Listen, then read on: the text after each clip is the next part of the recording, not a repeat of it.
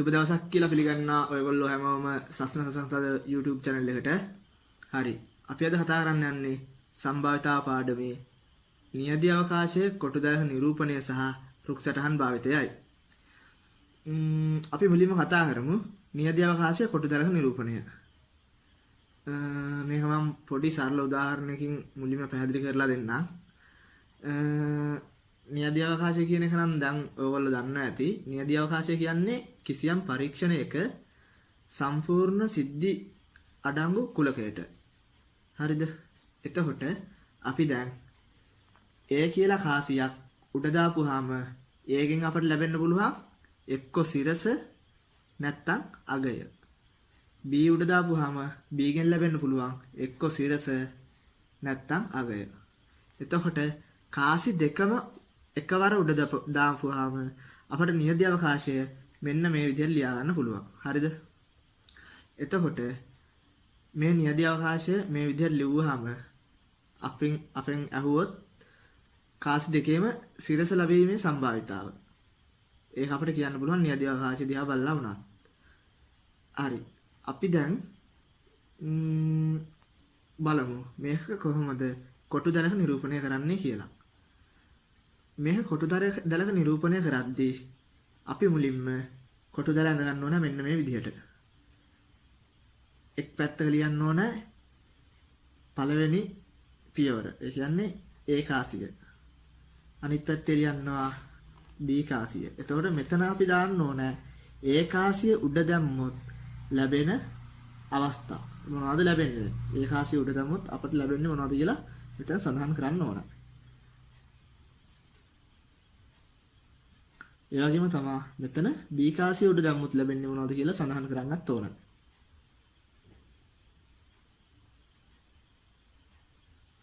හරි. දැන් කොහොමද අපි මේකේ නියදි අවකාශය ලකුණු කරන්නේ? අපට එන්න පුළුවන් අවස්ථා, ඒ කියන්නේ එන්න පුළුවන් සිද්ධි තමයි සිරස. A කාසිය සිරස, B කාසිය සිරස. ඒ කියන්නේ මෙන්න මෙතන.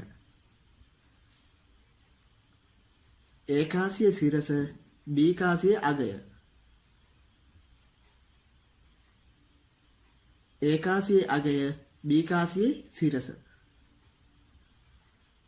කාසි දෙකේම අගය වැටීම. හරි. මේ කාසි දෙකම නොනැඹුරු සර්ව සම කාසි දෙකක්. ඒ හින්දා මේ සිද්ධි සමසේ භව්‍ය සිද්ධි. ඒ කියන්නේ ඒකාසියේ සිරස වැටීමට තියෙන සම්භාවිතාවම තමයි ඒකාසියේ අගය වැටීමටත් තියෙන්නේ. ඒ කියන්නේ භාගේ තමයි සම්භාවිතාව තියෙන්නේ. හරි. එතකොට නියදි අවකාශයේ අඩංගු මුළු සිද්ධි ගණන 4යි. අපෙන් දැන් අහනවා කාසි දෙකේම සිරස ලැබීමේ සම්භාවිතාව.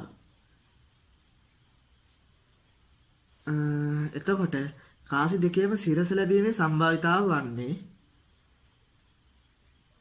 කාසි දෙකේම සිරස ලැබෙන්න පුළුවන් අවස්ථා තියෙන්නේ 1යි. මුළු නියදි අවකාශය 4යි.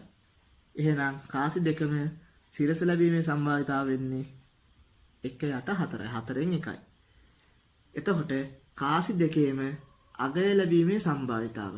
ඒකත් අර වගේම තමයි. කාසි දෙකේම අගය ලැබෙන්න පුළුවන් මෙන්න මේ අවස්ථාවේ විතරයි.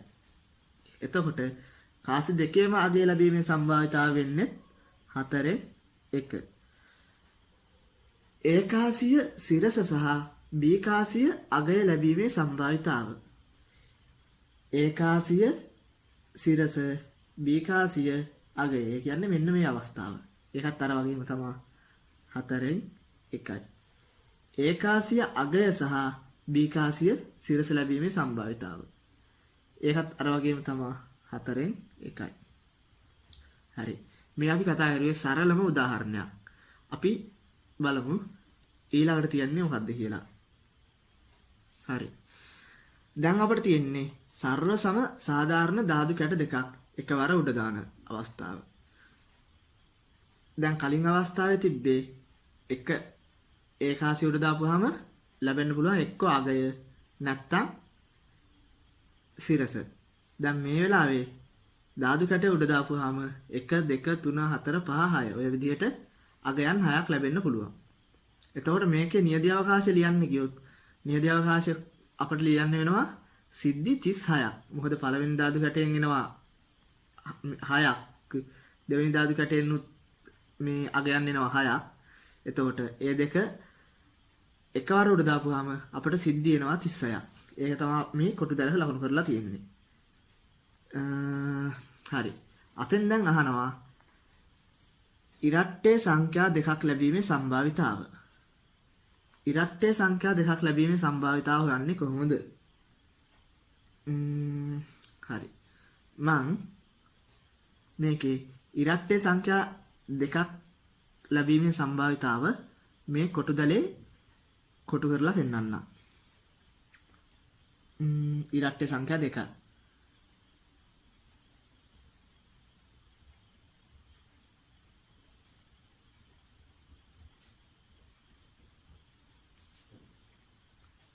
හරි. එතකොට ඉරට්ටේ සංඛ්‍යා දෙකක් ලැබීමේ මුළු සිද්ධි ගණන තියෙනවා 1 2 3 4 5 6 7 8 9. මුළු සිද්ධි ගණන මේකේ තියෙන නියදී අවකාශයේ මුළු සිද්ධි. නියදී අවකාශයේ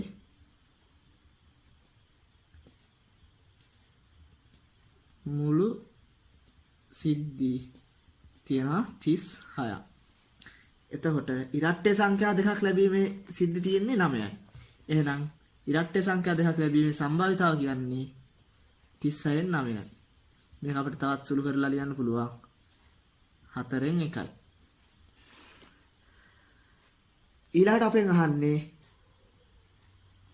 පළමු ධාතු කැටයෙන් ඉරට්ටේ සංඛ්‍යාවක් සහ දෙවන ධාතු කැටයෙන් ඔත්තේ සංඛ්‍යාවක් ලැබීම.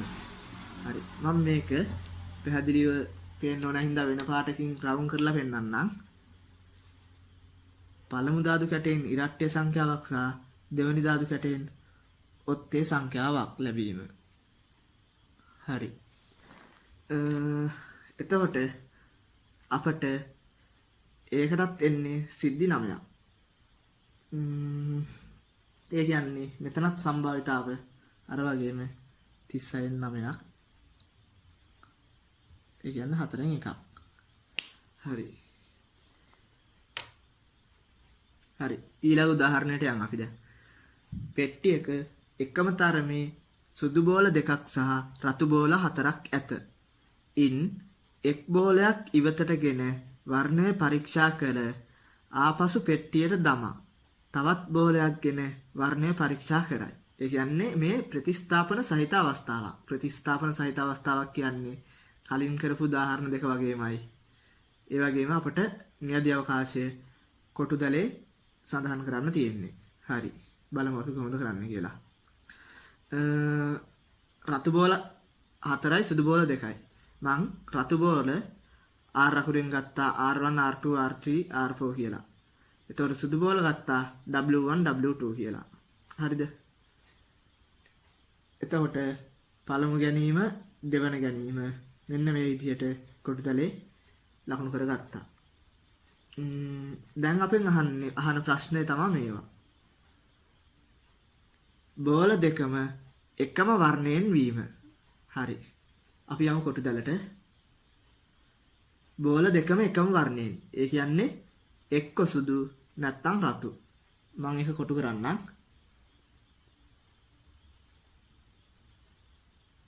මේ තමයි සුදු වෙන අවස්ථාව. බෝල දෙකම සුදු වෙන අවස්ථාව. එතකොට බෝල දෙකම රතු වෙන අවස්ථාව තියෙනවා. මෙන්න මෙහෙතන.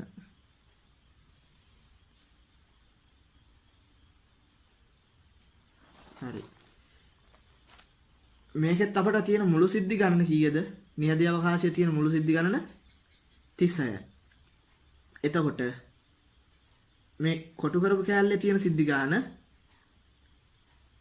20යි. එහෙනම් බෝල දෙකම එකම වර්ණයෙන් වීමේ සම්භාවිතාව සමාන වෙනවා 36න් 20ට. ඒ කියන්නේ මේක සමාන වෙනවා 9න් 5ට. හරි.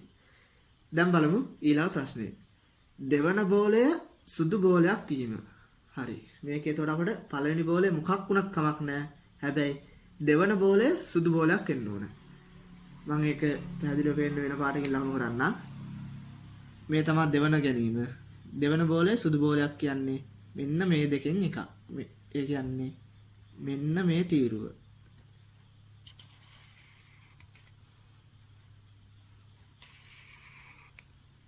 හරි. දැන් එතන තියෙන ඔක්කොම සිද්ධි ගන්න කීයද? 12යි. එහෙනම් දෙවන බෝලයේ සුදු බෝලයක් කීමේ සම්භාවිතාව වෙනවා 36න් 12. ඒ කියන්නේ 3න් 1. හරි.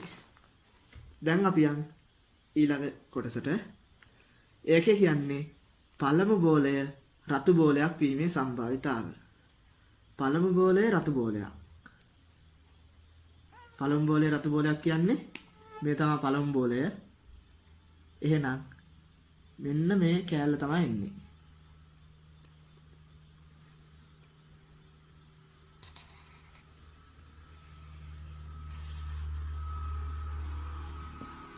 හරි. එතකොට ඒ අවස්ථාවට අදාළ මුළු සිද්ධි ගන්න කීයද? 24යි. එහෙනම් පළමු බෝලේ රතු බෝලයක් කීමේ සම්භාවිතාව වෙනවා අපට 36න් 24. ඒ කියන්නේ 3න් 2. ඊළාට අහලා තියෙන අපෙන් වර්ණ දෙකකින් බෝල ලැබීම. වර්ණ දෙකකින් බෝල ලැබීම කියන්නේ පළමු බෝලේ සුදු වෙලා දෙවෙනි බෝලේ රතු වෙන්න ඕන. නැත්නම් පළවෙනි බෝලේ රතු වෙලා දෙවෙනි බෝලේ සුදු වෙන්න ඕන. හරි. ඒක අපි ලකුණු කරමු.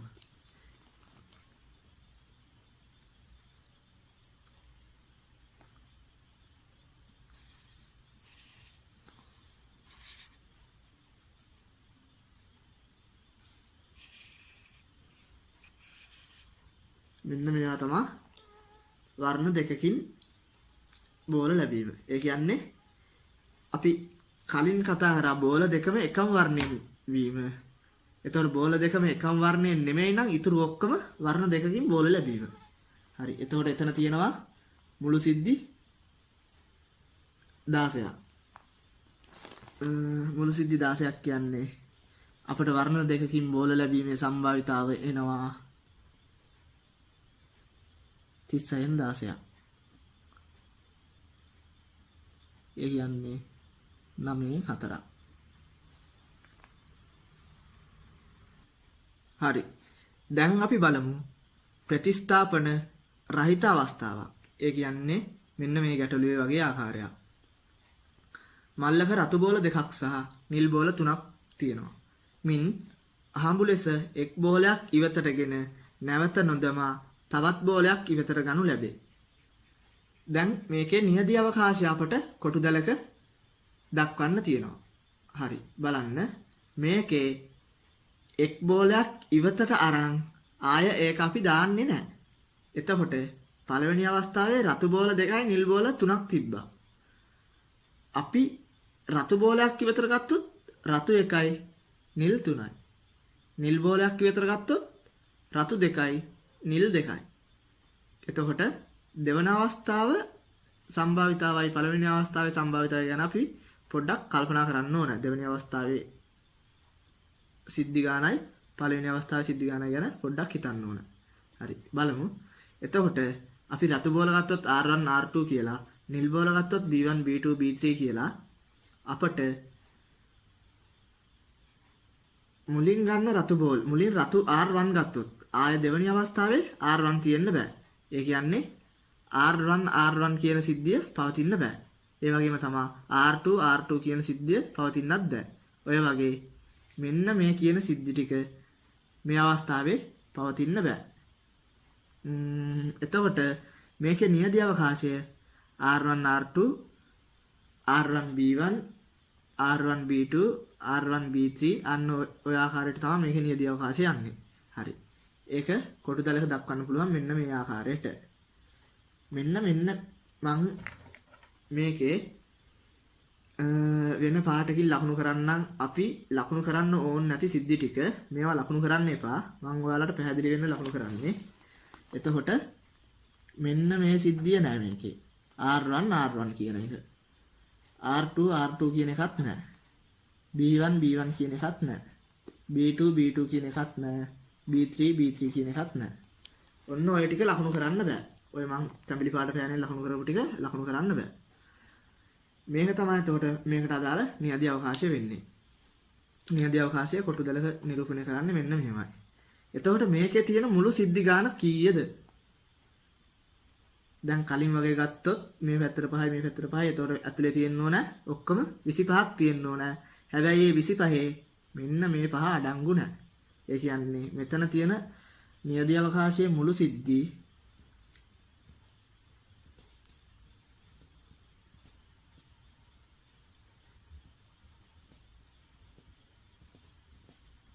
කීයද? මේ ඔක්කොම තිබ්බනම් 25යි එන්නේ. හැබැයි මේ පහ නැහැ කියන්නේ 20යි. එතකොට අපෙන් අහන ප්‍රශ්නේ තමයි එකම වර්ණයේ බෝල දෙකක් ලැබීමේ සම්භාවිතාව. එකම වර්ණයේ බෝල දෙකක් කියන්නේ එක්ක නිල් නැත්නම් රතු. හරි. අපි බලමු. පළමු ගැනීමත් නිල් වෙලා දෙවන ගැනීමත් නිල් වෙන්නේ.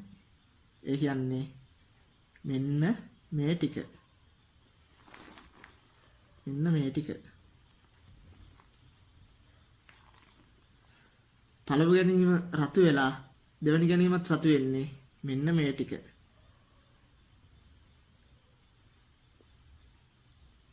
හරි. මෙතන තියෙන ඔක්කොම සිද්ධි එතකොට දැන් මේ සිද්ධි ටික නෑනේ. එහෙනම් මෙතන තියෙන ඔක්කොම සිද්ධි 8යි. එතකොට එකම වර්ණයේ බෝල දෙකක් ලැබීමේ සම්භාවිතාව කියන්නේ 20න් 8යි. ඒ කියන්නේ 5න් 2යි. ඊළාට අහලා තියෙනවා දෙවන බෝලයේ රතු වීමේ සම්භාවිතාව. හරි. දෙවන ගැනීම කියන්නේ මෙන්න මෙතන. එතකොට දෙවන බෝලයේ රතු වීමේ සම්භාවිතාව කියන්නේ මෙන්න මේක. එතකොට දෙවන බෝලයේ රතු වීමේ සිද්ධි තියෙන අපට 6ක්. එහෙනම් අදාළ සම්භාවිතාව තමයි 20න් 6යි. ඒ කියන්නේ 10න් 3යි.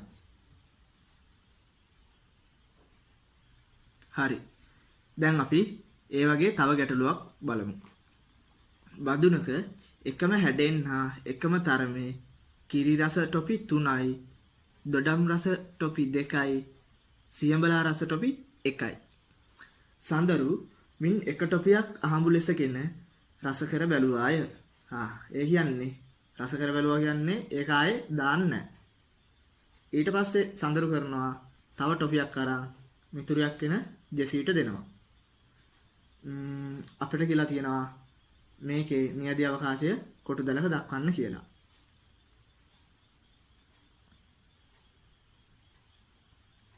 මෙන්න තියෙනවා නියදී අවකාශය කොටු දැලක දක්වලා. මං කිරි රස ටොපි ගත්තා M1 M2 M3 කියලා. එතකොට දොඩම් රස ටොපි ගත්තා O1 O2 කියලා. සියඹලා රස ටොපි ගත්තා T කියලා. ඔයාලා කැමති අකුරු වගේක් දාගන්න එක ප්‍රශ්නයක් නෑ. සඳරුගත් ටොපිය ජෙසීට ලැබුණු ටොපිය. මේකෙත් M1 කියන අවස්ථාව පවතින්න බෑ. මොකද සඳරු M1 කෑවොත් ආයි ජෙසීට M1 හම්බ වෙන්න බෑනේ. ඒ වගේ තමයි M2 පවතින්න බෑ. M3 පවතින්න බෑ. ඔය විදිහට ඔය ටික පවතින්න බෑ. හරි. දැන් අපෙන් අහන්නේ දෙදෙනාටම එකම රස ටොපි ලැබීමේ සම්භාවිතාව. දෙදෙනාටම එකම රස ටොපි ලැබීමේ සම්භාවිතාව. ඒ කියන්නේ එක්ක කිරි රස ටොපි නැත්තම් දොඩම් රස ටොපි නැත්තම් සියඹලා රස ටොපි. කිරි රස ටොපි තියෙනවා මෙන්න මේ ටික. දොඩම් රස ටොපි තියෙනවා මේ ටික. සියඹලා රස ටොපි දෙදෙනාටම හම්බ වෙන්න පුළුවන්ද? බෑනේ. සියඹලා රස ටොපි තියෙන්නේ එකයි. එතකොට සඳරු ඒ ටොපිය කෑවොත් ආයි ජෙසීට සියඹලා රස ටොපියක් හම්බ වෙන්න බෑ. එහෙනම් දෙදෙනාටම එකම රස ටොපි ලැබීමේ සම්භාවිතාවට එන්නේ මෙන්න මේ ටික.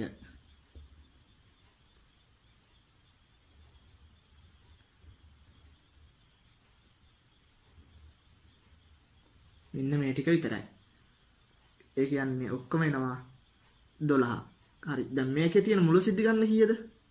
මේ පැත්තට 6 මේ පැත්තට 6 කියන්නේ 36ක් තියෙන්න ඕන.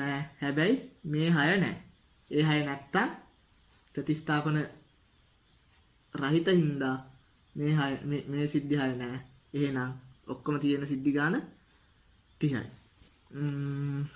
එතකොට 30න් 12ක් තමයි දෙදෙනාටම එකම රස ටොපි ලැබීමේ සම්භාවිතාව. හරි. ඊළඟට අහලා තියෙනවා අපෙන් එක් අයෙකුට පමණක් කිරි රස ටොපියක් ලැබීමේ සම්භාවිතාව. මේ තියෙන්නේ කිරි රස ටොපි. කිරි රස ටොපි ලැබෙන්න පුළුවන් එක් අයෙක්ට විතරයි කියලා කියන්නේ. එහෙනම් එක් අයෙක්ට කිරි රස ටොපි ලැබෙන්න ඕන. හරි. මම ඒක වෙන පාටකින් පෙන්නන්නම්. සඳරුට කිරි රස ටොපි ලැබිලා ජෙසීට කිරි රස ටොපි ලැබෙන්නේ නැහැ.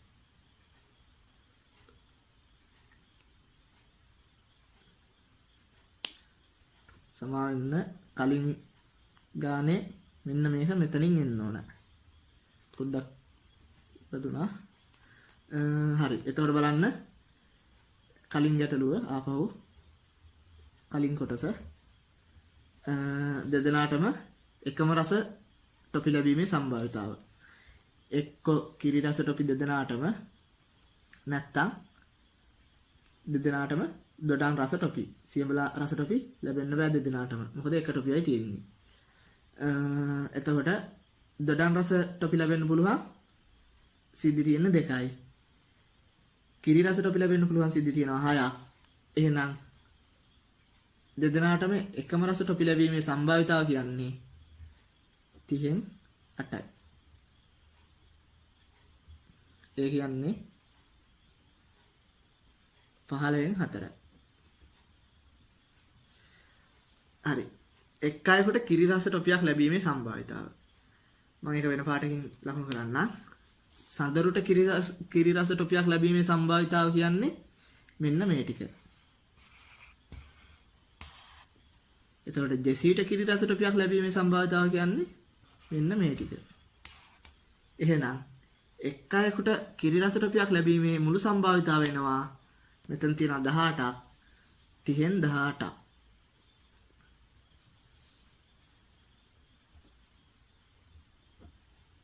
ඒ කියන්නේ 5න් 3ක්. ජෙසීට සියඹලා රස ටොපියක් ලැබීමේ සම්භාවිතාව. හරි. ඒක බලමු අපි. ජෙසීට සියඹලා රස. සියඹලා ටොපි තියෙන්නේ මෙතන විතරයි. එහෙනම් ජෙසීට සියඹලා රස ටොපියක් ලැබීමේ සම්භාවිතාව තියෙන්නේ මෙන්න මේ තීරුව.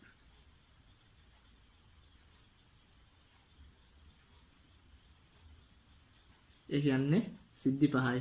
එහෙනම් 30න් 5යි. ඒ කියන්නේ 6න් 1යි. හරි. දැන් බලමු අපි රුක් සටහන් අඳින්නේ කොහොමද කියලා. අපි මේකටත් කලින් උදාහරණයම ගමු. නොනබුරු කාසියක් දෙවරක් උඩ දැමීම. ඒ කියන්නේ කාසි දෙකක් එකවර උඩ දැමීමට සමානයි මේකත්. එතකොට මේකෙත් එන්න පුළුවන් නියදී අවකාශය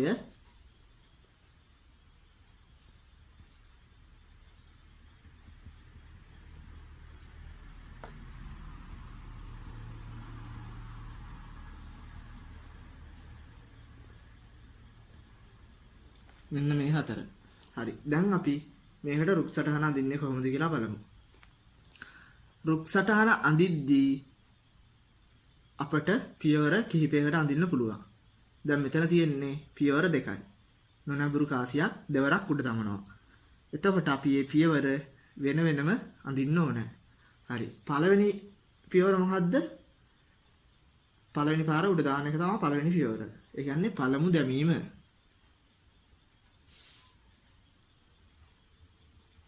පළමු දැමීම. හරි. පළවෙනි පාර උඩ දාපුවාම වෙන්න පුළුවන් මොකද්ද? එක්ක සිරස ලැබෙනවා නැත්නම් අගය ලැබෙනවා.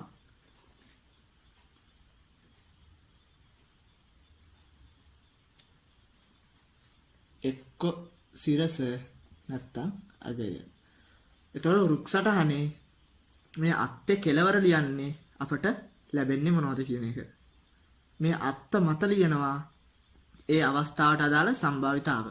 හරි. කාසිය උඩ දාපුවාම මේක නොනබුරු කාසියක්. එහෙනම් සිරස ලැබීමේ සම්භාවිතාව කියන්නේ භාගයයි. අගය ලැබීමේ සම්භාවිතාවත් භාගයයි. හරි. එතකොට පළවෙනි පියවර අපි ඉවරයි. එහෙනම් දෙවන දැමීම දැන්.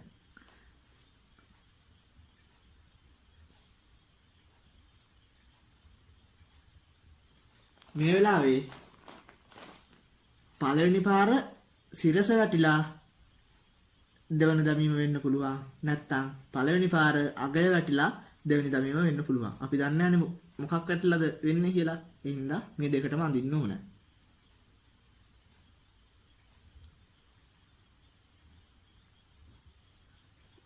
මේකෙත් වෙන්න පුළුවන් එක්ක හිස නැත්තම් අගය.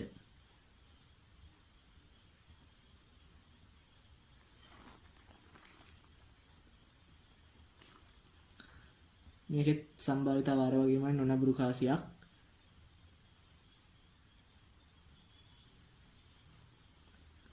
හරි. දැන් අපි බලමු අවස්ථා දෙකේම හිස ලැබීමේ සම්භාවිතාව. අවස්ථා දෙකේම හිස ලැබීමේ සම්භාවිතාව කියන්නේ පළමු දැමීමෙත් හිස, දෙවෙනි දැමීමෙත් හිස. ඒ කියන්නේ මෙන්න මේ අවස්ථාව. රුක්සටහනේ එතකොට අපි මේ අවසාන සම්භාවිතාව හොයද්දී මේ අතු දෙකේ සම්භාවිතා දෙක ගුණ කරලා තමයි ගන්නෙ. අවස්ථා දෙකේම හිස ලැබීමේ සම්භාවිතාව වෙනවා එතකොට අවස්ථා දෙකේම හිස ලැබීමේ සම්භාවිතාව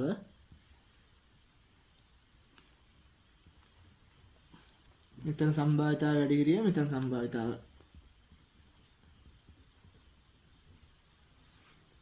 4න් 1යි. ඒ වගේම අපිට ගන්න පුළුවන් අවස්ථා දෙකේම අගය ලැබීමේ සම්භාවිතාව. මෙතන සම්භාවිතාව වැඩි කිරීම මෙතන සම්භාවිතාව 4න් 1යි. ඒ වගේම අපිට ගන්න පුළුවන් පළමු අවස්ථාවේ හිස ලැබිලා ඊළඟ අවස්ථාවේ අගය ලැබීමේ සම්භාවිතාව. ඔය විදිහට අපිට ගන්න පුළුවන්. හරි. දැන් මේක තුන් පාරක් උඩ දැම්මම මොකද වෙන්නේ? තුන් පාරක් උඩ දැම්මම අපි මේක ආයෙ මෙහෙම දික් කරන්න වෙනවා. ඔහොම දිගටම රුක් සටහන අපිට අඳින්න පුළුවන්. හරි.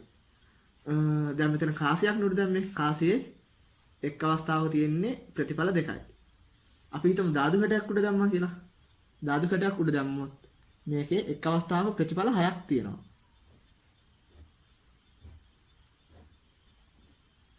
ඔහොම අඳින්න වෙන්නේ.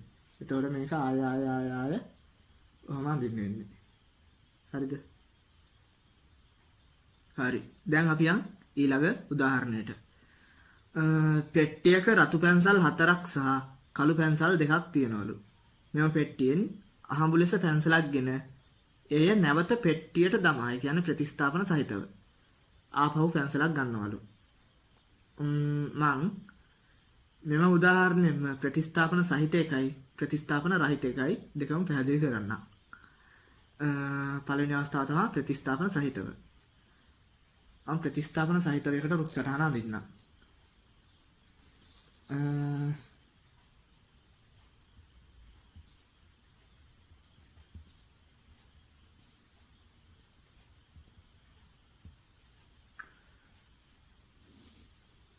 එතකොට මොකද වෙන්නේ? පළවෙනිය ගැනීමට අපි අඳින්න ඕන. පළවෙනි පාර එන්න පුළුවන් මොකද්ද? එක්ක රතු පැන්සලක් නැත්නම් කළු පැන්සලක්. රතු පාටට මම ලියනවා R කියලා. කළු පාටට මම ලියනවා B කියලා. ඊළඟට මේ තමයි පළමු ගැනීම.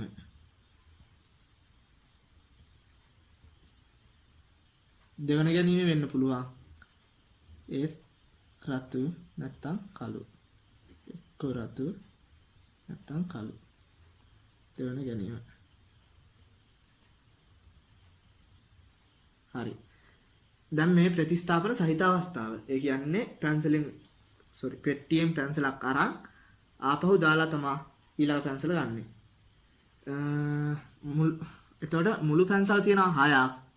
එහෙනම් රතු පැන්සලක් ලැබීමේ සම්භාවිතාව 6න් 4ක්. මුළු පැන්සල් තියෙන 6ක්. කළු පැන්සලක් ලැබීමේ සම්භාවිතාව 6න් 2ක්. ප්‍රතිස්ථාපන සහිතව කරනවා කියන්නේ මුළු පැන්සල් ගානයි රතු පැන්සල් ගානයි කළු පැන්සල් ගානයි වෙනස් වෙන්නේ නැහැ. එහෙනම් දෙවෙනි ගැනීමේ ඒ සම්භාවිතාවන් ටික මේ විදිහටම තියෙනවා.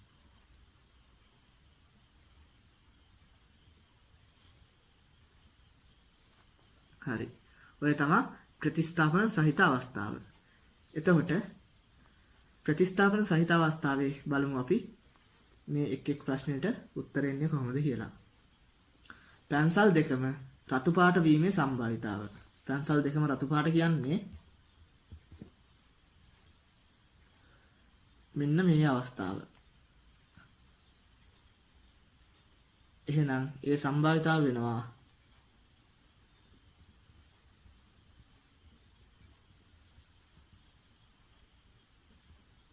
16ක්. ඒ කියන්නේ 9න් 4ක්. ඊළාට අපෙන් අහන්නේ පැන්සල් දෙක වර්ණ දෙකෙන් වීමේ සම්භාවිතාව. පැන්සල් දෙක වර්ණ දෙකකින් වීමේ සම්භාවිතාව තියෙනවා. එක්ක රතු වෙලා කළු වෙන එක නැත්තම් කළු වෙලා රතු වෙන එක. එතකොට මේ අවස්ථාවේ අපි ගන්නේ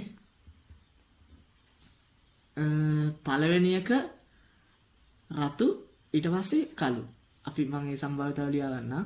P පළවෙනි අවස්ථාවේ රතු ඇවිත් ඊළඟට කළු වෙන එක සමානයි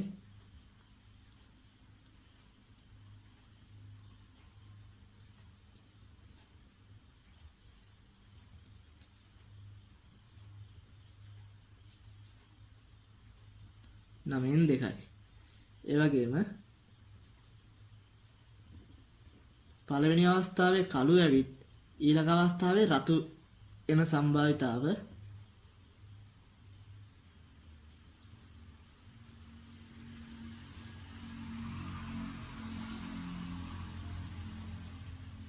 නමෙන් 2යි.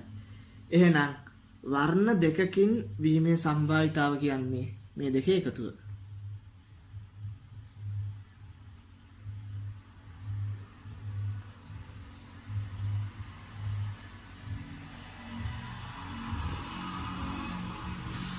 ඊළඟට අහනවා එකම වර්ණයෙන් පැන්සල් දෙකක් ලැබීමේ සම්භාවිතාව. ඒකත් අර වගේ තමයි. රතු ලැබීමේ සම්භාවිතාව අපි කලින් හෙව්වා. 4 බෙදීම 9යි.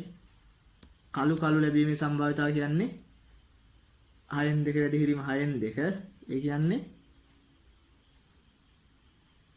36න් 4යි.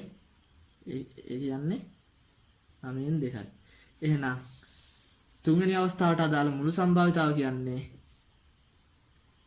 9න් 2 එකතු කිරීම 9න් 4.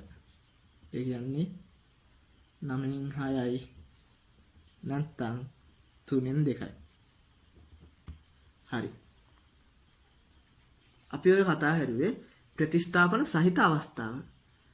දැන් මේ ගැටලුවම අපි ප්‍රතිස්ථාපන රහිත අවස්ථාව ගැන කතා කරමු. ඒ කියන්නේ පෙට්ටියෙන් පැන්සලක් ගත්තා ආපහු ඒක දාන්නේ මෙන්න මේ කැල්ල අයින් වෙනවා. නොදමා වෙනවා. හරි. පෙට්ටියෙන් පැන්සලක් අරන් නැවත පැන්සල නොදමා දෙවෙනි වරට පැන්සලක් ගැනීමේ පරීක්ෂණය ගැන අපි බලමු. දැන් ප්‍රතිස්ථාපන රහිත අවස්ථාව.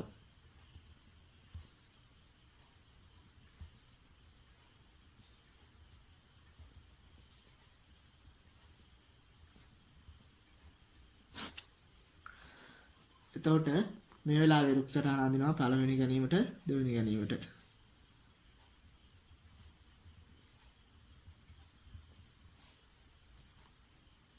වෙන්න පුළුවන් එක්ක රතු නැත්තම් කළු.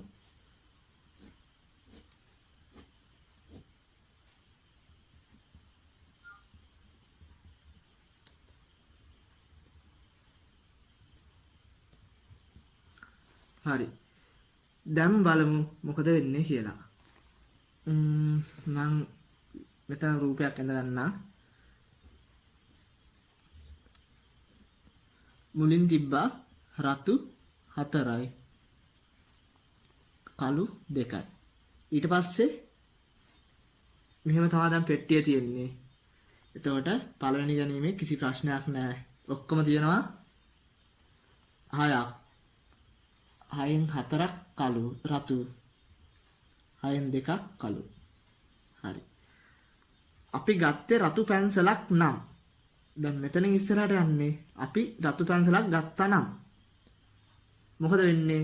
මෙන්න මෙතන තියෙන පැන්සල් වලින් එකක් අඩු වෙනවා. ඒ කියන්නේ රතු පැන්සල් ගාන 3ක් වෙනවා. මුළු පැන්සල් ගාන 5යි. එහෙනම් දැන් තියෙන්නේ රතු පැන්සල් 3යි මුළු පැන්සල් 5යි. කළු පැන්සල් ගාන වෙනස් වෙන්නේ නැහනේ. ඒ කියන්නේ මුළු පැන්සල් ගාන 2 කළු පැන්සල් ගාන 2යි මුළු පැන්සල් ගාන 5යි. ඔන්න ඔය විදිහට තමයි සම්භාවිතාව වෙන්නේ. එතකොට මේ දෙවැනි අවස්ථාවේ රතු පැන්සලක් ගැනීම මේ දෙවන අවස්ථාවේ කළු පැන්සලක් ගැනීම මෙන්න. හරි. දැන් බලමු. ගත්තේ පළවෙනි ගැනීම කළු පැන්සලක් නම් මුලින් ගත්තේ අපි කළු පැන්සලක් නම්. එතකොට මොකද වෙන්නේ? දැන් කළු පැන්සල් ගාන එකට අඩු වෙනවා. රතු පැන්සල් ගාන වෙනස් වෙන්නේ නැහනේ. ඒක 4යි මුළු පැන්සල් ගාන 5යි. කළු පැන්සල් ගාන 1යි මුළු පැන්සල් ගාන 5යි. හරි. එතකොට අපේ ගානේ අහලා තියෙන්නේ මොකද්ද? ගානේ අහලා තියෙන්නේ පැන්සල් දෙකම එකම වර්ණයේ වීමේ සම්භාවිතාව. පැන්සල් දෙකම රතු පාට වීමේ සම්භාවිතාව. පැන්සල් දෙකම රතු පාට වෙන්න නම් අපිට එන්න ඕන මෙන්න මේ කෑල්ල.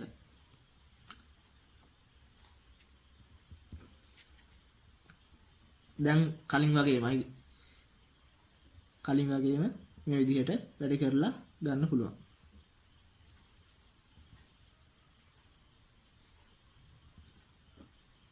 තියෙන 12යි.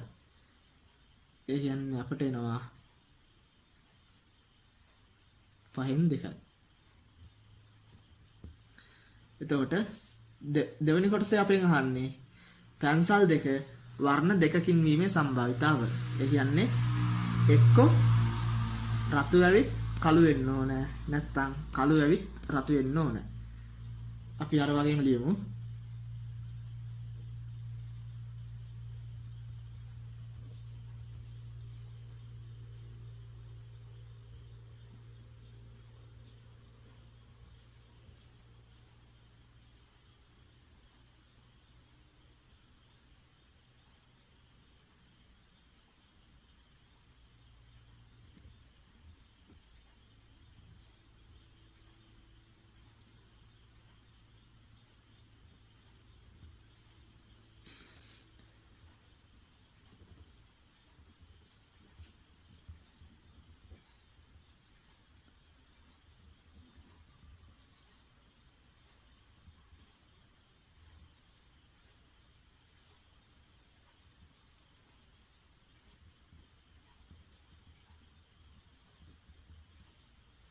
එතකොට පැන්සල් දෙක වර්ණ දෙකකින් වීමේ සම්භාවිතාව වෙනවා මේ දෙක එකතුව. ඒ කියන්නේ 15න් 8යි. ඊළාට අපෙන් අහන්නේ එකම වර්ණයෙන් යුක්ත වීම. එකම වර්ණයෙන් යුක්ත වීම කියන්නේ රතු වීමේ සම්භාවිතාව අපට ආවා 5න් 2ක්. එහෙනම් කළු වීමේ සම්භාවිතාව වෙනවා මේක වැඩි කිරීම මේක. ඒ කියන්නේ 30න් 2ක් නැත්නම් 15න් 1ක්. එහෙනම් අපට එනවා පැන්සල් දෙකම එකම වර්ණයෙන් වීමේ සම්භාවිතාව 30න් 14ක් නැත්නම් 15න් 7ක්. හරිනේ.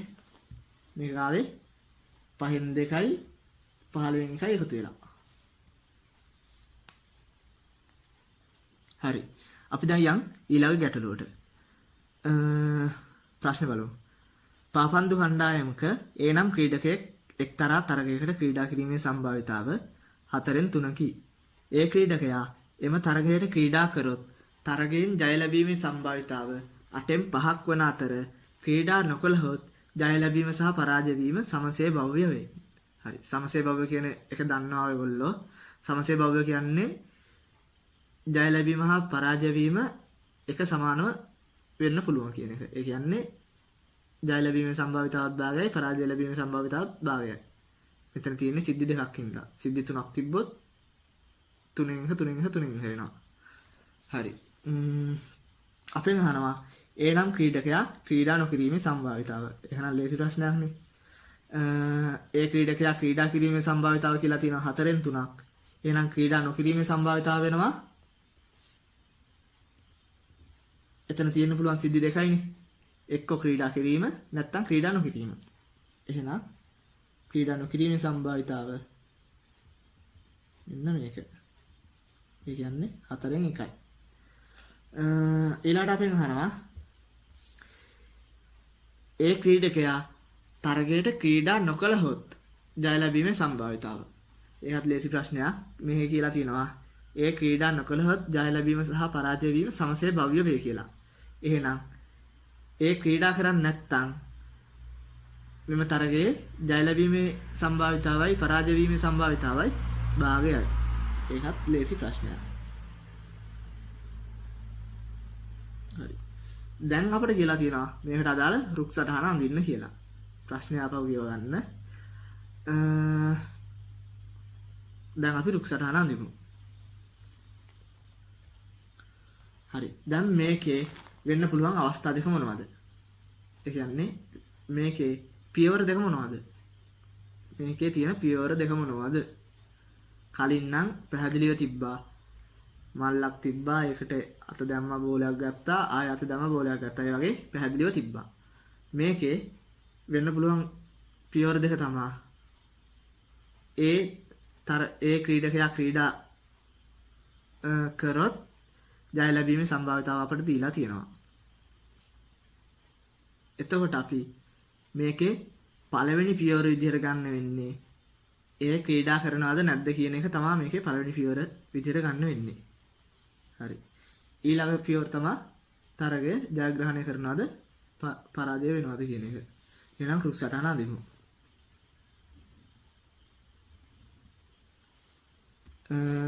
මම ලියා ගන්නවා ඒ ක්‍රීඩකයා තරගයට ක්‍රීඩා කිරීම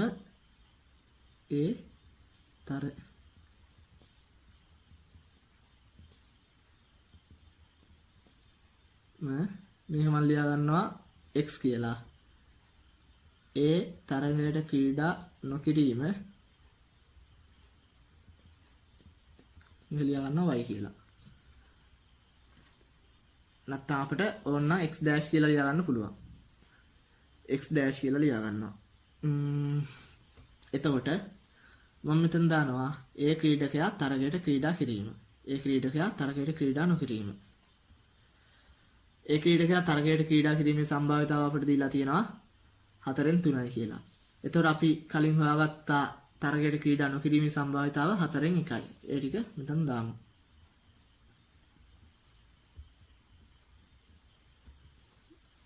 ඊළඟට වෙන්නේ ඒ තරගයට ක්‍රීඩා කරොත් තරගය ජය ගැනීම. තරගයේ ජය ගැනීම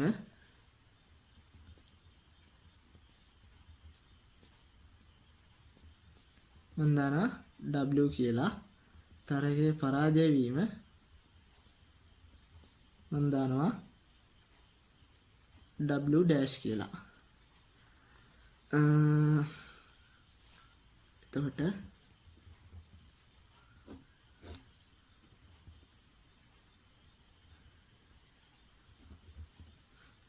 හරි. දැන් අපිට කියලා තියෙනවා ඒ තරගයට ක්‍රීඩා කරොත් තරගයේ ජය ලැබීමේ සම්භාවිතාව 8න් 5යි.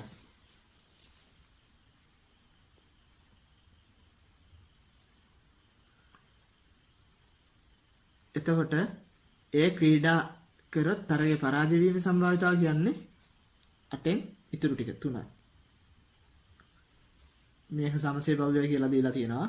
ඒ තරගයට ක්‍රීඩා නොකළොත් එහෙනම් භාගය. හරි. දැන් රුක් සටහන අඳගෙන ඉවරයි.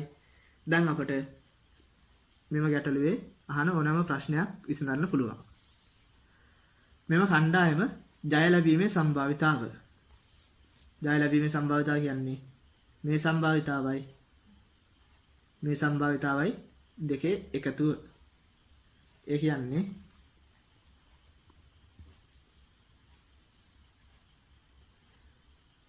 මේක වැඩි කිරීම මේක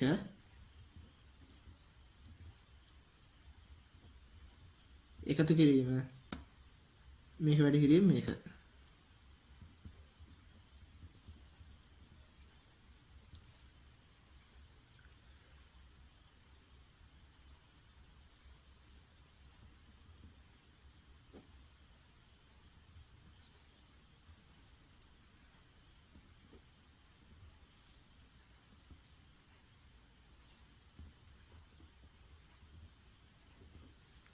හරිනේ. ඊළඟට අහලා තියෙනවා ඒ ක්‍රීඩකයා මෙම තරගයට ක්‍රීඩා කිරීම වාසිදායක වන්නේ ඇයි කියලා. හරි. අපි රුක් සටහන ඇසුරින්ම බලමු. ඒ ක්‍රීඩකයා තරගයට ක්‍රීඩා කරොත් අපිට කියලා තියෙනවා තරගයේ ජයග්‍රහණය කිරීමේ සම්භාවිතාව 8න් 5යි. ඒ ක්‍රීඩකයා තරගයට ක්‍රීඩා නොකළොත් තරගයේ ජයග්‍රහණය කිරීමේ සම්භාවිතාව 2න් 1යි. එතකොට වැඩි සම්භාවිතාවක් තියෙන්නේ ඒ තරගයට ක්‍රීඩා කරහොත්. අන්න ඒක තමයි අපට ඒ ක්‍රීඩකයා තරගයට ක්‍රීඩා කිරීම වාසිදායක වන්නේ. ඒ ක්‍රීඩකයා තරගයට ක්‍රීඩා කළහොත් කණ්ඩායමට ජයග්‍රහණය ලැබීමේ වැඩි සම්භාවිතාවක් හිමි වෙනවා. හරි. අපි තවත් එක් ගැටලුවක් සාකච්ඡා කරමු. මේ ගැටලුවේ බලන්න හොඳට එක්තරා විද්‍යාලයක ඒ ශ්‍රේණියේ සමාන්තර පන්ති 3ක් ඇත. එම පන්ති 3හි ශිෂ්‍යානුපාතය 2 2 3 වේ. ඒ කියන්නේ 2ට 2ට 3 තමයි ශිෂ්‍යානුපාතය. මෙම පන්ති 3ට උගන්වන්නේ ABC ගුරුවරු තිදෙනෙකි. ඒ උගන්වන පන්තියෙන් 90%ක්ද B උගන්වන පන්තියෙන් 80%ක්ද C උගන්වන පන්තියෙන් 60%ක්ද විභාගයේ සමත් වේ. අපෙන් අහලා තියෙනවා 11 ශ්‍රේණියෙන් අහඹු ලෙස තෝරා ගන්නා සිසුවෙකු විභාගයේ සමත් වීමේ සම්භාවිතාව. බැලුව බැලමට මේකට රුක් සටහනක් අඳින විදියවත් හිතා ගන්න අමාරුයි නේ. හරි. අපි බලමු කොහොමද මේකේ මොනවද පියවර දෙක කියලා. අපෙන් අහන්නේ 11 ශ්‍රේණියෙන් අහඹු ලෙස තෝරා ගන්නා සිසුවෙක්.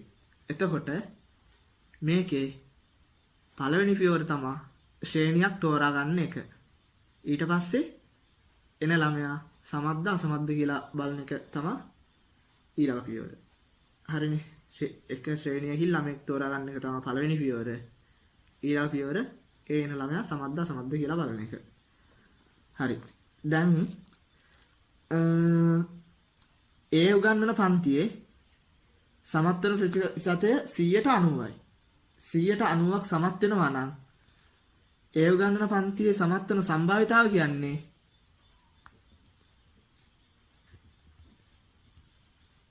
90%යි. හරිනේ. ඒ කියන්නේ 0.9. ඒ වගේම අපිට PB කියන එක ගන්න පුළුවන්.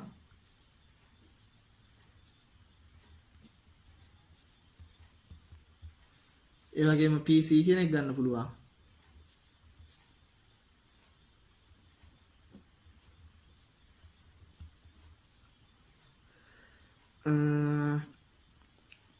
හරි. දැන් බලමු. අපි 11 ශ්‍රේණියෙන් ළමයෙක් තෝරාගත්තාම අහඹු ලෙස තෝරාගත්තාම එම ළමයා ABC පන්ති වල වෙන සම්භාවිතාවන් එන්නේ කොහොමද කියලා බලමු. අපිට ශිෂ්‍ය අනුපාතය දීලා තියෙනවා 2ට 2ට 3 කියලා. එතකොට අපි ගමු ඒ පන්තියේ සිසුන් 2යි ඒ ප්‍රමාණයක් ඉන්නවා නම් B පන්තියෙත් ඉන්නවා 2යි ඒ ප්‍රමාණයක් C පන්තියේ ඉන්නවා 3යි ඒ ප්‍රමාණයක්. එහෙනම් මුළු සිසුන් ගාන 7යි. එතකොට මේ සමත්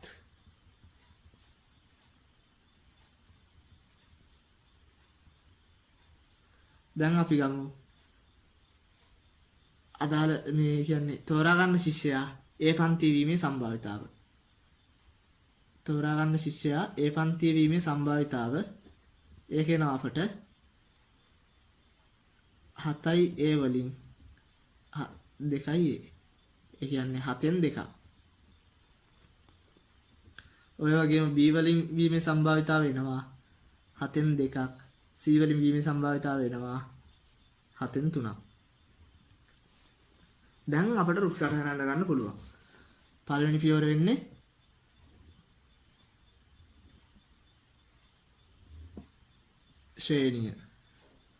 ශ්‍රේණියේ අදාළ පන්තිය මොකක්ද කියන එක. A උගන්වන පන්තියද B උගන්වන පන්තියද C උගන්වන පන්තියද. ඊළාට පාස්ද ෆේල්ද සමත්ද අසමත්ද. හරි. දැන් බලමු. ඒ වීමේ සම්භාවිතාව අපි කලින් හෙව්වා 7න් 2යි. මේකත් 7න් 2යි. මේක 7න් 3යි. සමත් වීමේ සම්භාවිතාව කලින් හෙව්වා දශම සමත් එක මම සමත් වීම ලියනවා p කියලා. අසමත් වීම ලියනවා p dash.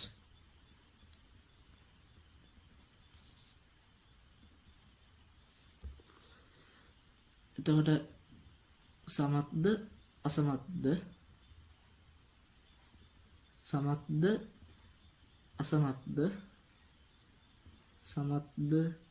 අසමත්ද. හරි. සමත් වීමේ ඒ පන්තියේ ළමයා සමත් වීමේ සම්භාවිතාව 0.9යි. ඒ පන්තියේ ළමයා අසමත් වීමේ සම්භාවිතාව එතකොට 0.1යි. B පන්තියේ ළමයා සමත් වීම 0.8යි. අසමත් වීම 0.2යි. C පන්තියේ 0.6යි. අසමත් වීම 0.4යි. දැන් අපට හොයාගන්න පුළුවන් සමත් වීමේ මුළු ප්‍රතිශතය. සමත් වීමේ මුළු ප්‍රතිශතය එන්නේ මේක වැඩි කිරීම මේක වැඩි කිරීම මේක වැඩි කිරීම මේක. ඒ කියන්නේ 11 ශ්‍රේණියෙන් තෝරා ගන්නා ශිෂ්‍යයෙක් විභාගයෙන් සමත් වීමේ සම්භාවිතාව අපට එනවා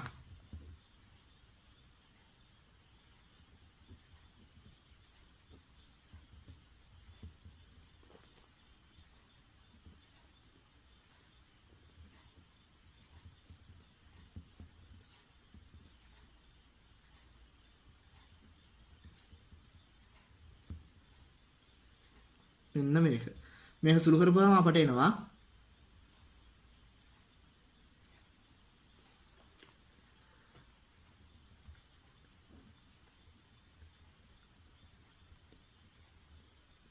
ඒ කියන්නේ 70න් 52යි. දැන් අපෙන් අවසානට අහනවා ප්‍රශ්නේ අවසානට අහනවා අපෙන් ඉහත පිළිතුර මත සමත් වීමේ ප්‍රතිශතය. සමත් වීමේ ප්‍රතිශතය කියන්නේ මේ තියෙන සමත් වීමේ සම්භාවිතාව. එහෙනම් සමත් වීමේ ප්‍රතිශතය හොයන එක අපට ලේසියි.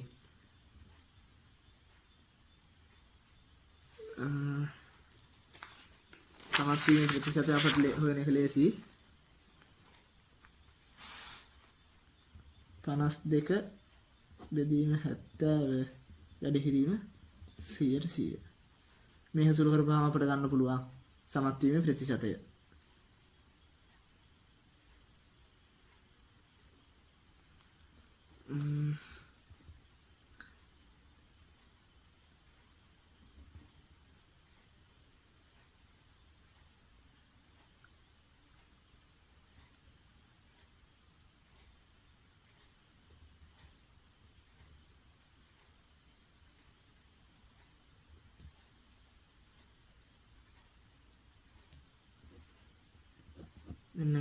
සමත් ප්‍රතිශතය.